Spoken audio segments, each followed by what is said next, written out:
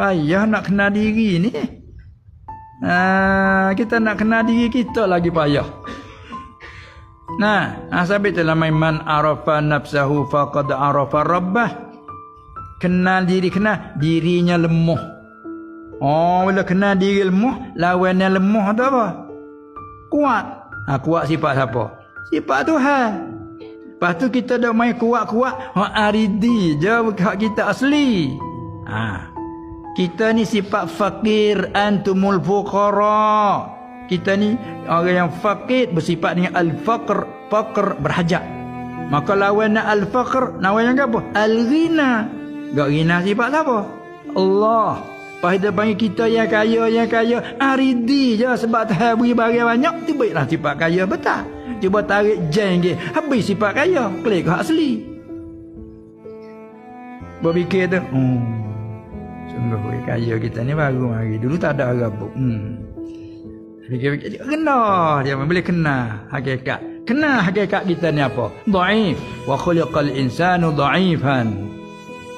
Dulu terbaik daripada perut ibu, la ta'lamun syai'an, tak tahu apa sekarang. Tu hak asli kita. Jadi bila dikenal lagu tu, nak hidup sombong dengan apa, nak hidup perasan dengan apa. Ada tempat.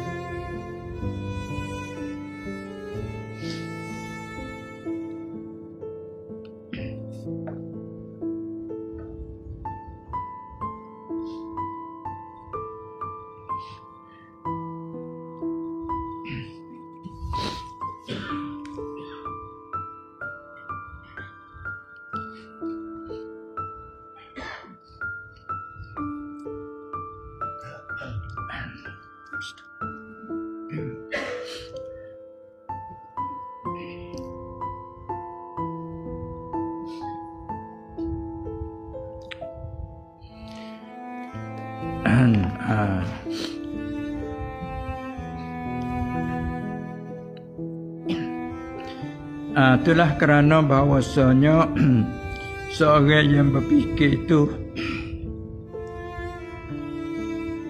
boleh sampai dengan sebab fikirnya